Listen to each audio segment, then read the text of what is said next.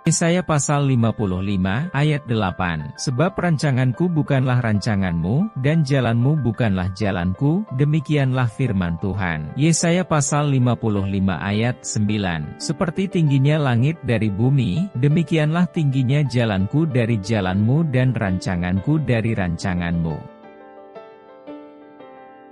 Ini adalah laporan evaluasi, saran dan usulan, khusus. A. Ibadah online Yamari, atau IOY. B. Persekutuan Kasih Marturia atau PKM, yang merupakan hasil notulen rapat BPL hari Senin tanggal 22 Januari tahun 2024 tahun lalu.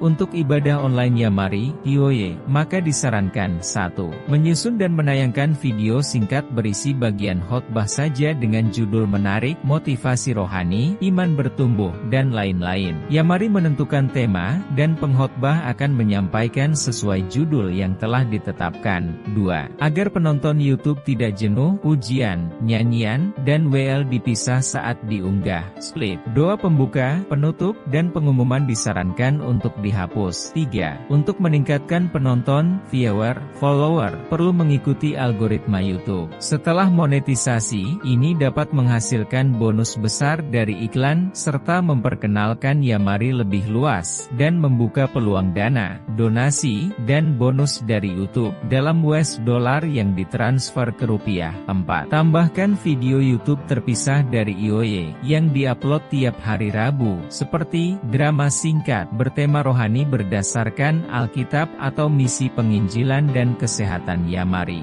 Bisa juga dengan program Yamari Bible Talk Show YBT yang tayang setiap Rabu, YBT 1 XXX.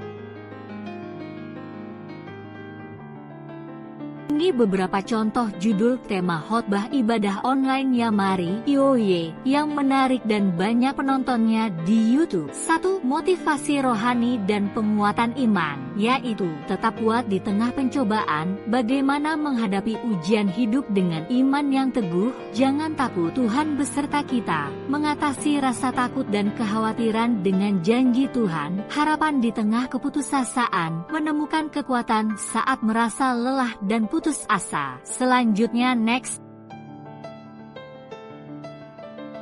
2. Pertumbuhan iman dan kedewasaan rohani. Langkah-langkah untuk bertumbuh dalam iman. Mengenal suara Tuhan dalam kehidupan sehari-hari. Kuasa doa dan bagaimana berdoa dengan efektif. 3. Kehidupan Kristen sehari-hari. Iman dalam dunia kerja, bisnis. Bagaimana tetap hidup benar di dunia kerja. Menjadi terang di tengah kegelapan, kesaksian dan hidup sebagai saksi Kristus. Mengatasi stres dan beban hidup dengan firman Tuhan. 4. Hubungan keluarga Kristen. Pernikahan yang berpusat pada Kristus. Mendidik anak dalam iman Kristen. Menghadapi konflik dengan kasih Kristus. 5. Akhir zaman, janji Tuhan. Tanda-tanda kedatangan Yesus. Hidup dalam persiapan kedatangan Tuhan. Pengharapan di dalam kerajaan Allah.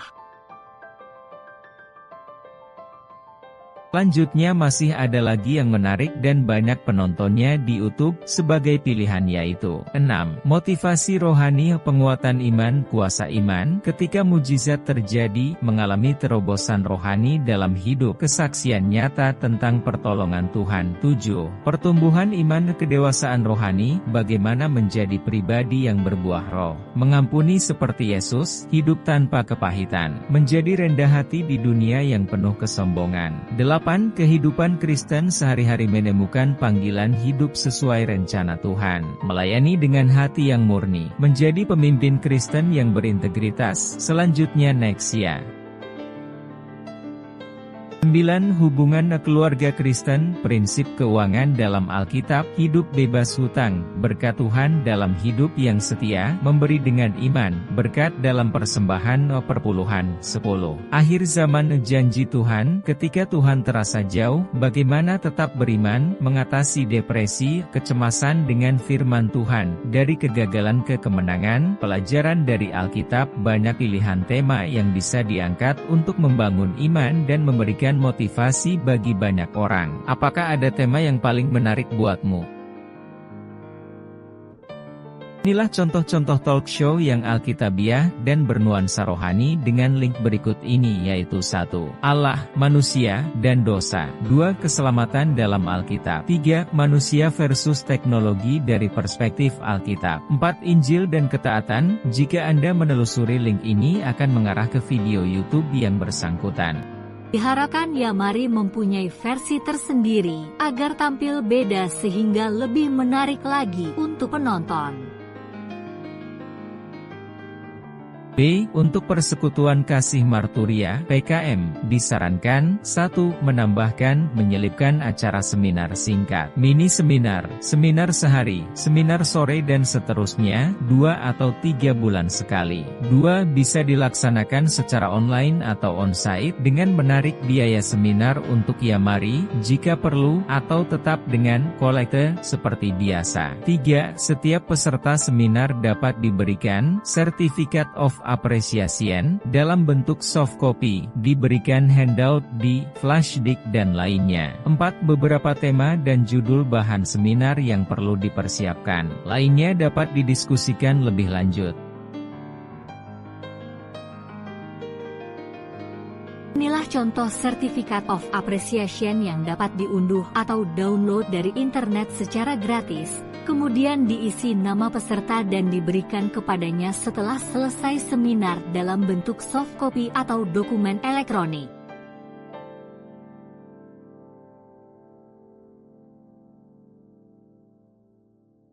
Inilah urutan seminar sehari atau 2 hari selama tahun 2025 dan tahun 2026. 1. Pesan Tuhan kepada pengguna chat GPT. 2. Pelayanan misi Ya Mari, misi penginjilan kesehatan. 3. Discipleship atau pemuridan, tema Aku Murid yang serupa Kristus. 4. Jadilah hamba-hamba Tuhan dan pelayan-pelayan Tuhan yang berkenan. 5. Berkhotbah interaktif dengan media sosial atau homiletika praktis.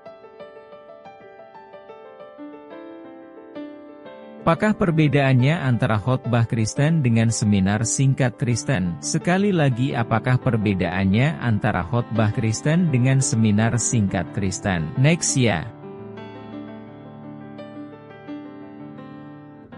Khotbah Kristen bertujuan memberikan pemahaman rohani yang menuntun jemaat dalam kehidupan beriman, mengajak jemaat untuk bertumbuh dalam iman dan menghidupi firman Tuhan. Metode disampaikan oleh seorang pendeta atau pengkhotbah dalam ibadah, biasanya berdurasi sekitar 30-60 menit, berpusat pada ayat atau bagian dari Alkitab dan dikembangkan dengan penjelasan atau eksegesis serta aplikasi dalam kehidupan sehari-hari, atau relevansinya dalam kehidupan nyata sehari-hari. Tidak banyak interaksi langsung dengan jemaat selain respons seperti amin, amin, amin, dan seterusnya, atau refleksi pribadi. Suasana lebih formal dan bersifat pengajaran serta penyampaian pesan Tuhan kepada jemaat, biasanya bagian dari ibadah umum di gereja.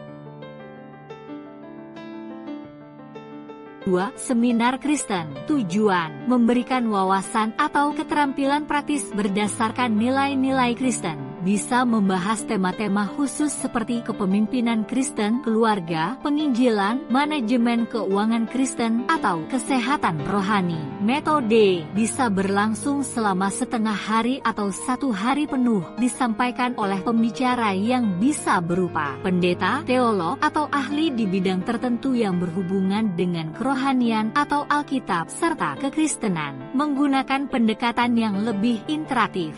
Ada diskusi, sesi tanya jawab, bahkan pelatihan praktik. Bisa menggunakan media presentasi seperti slide, video, atau studi kasus. Suasana lebih santai dibandingkan khotbah, meskipun tetap serius dan berbobot. Bisa diadakan di gereja, aula, atau tempat khusus untuk seminar seperti kafe, hotel, dan lain-lain.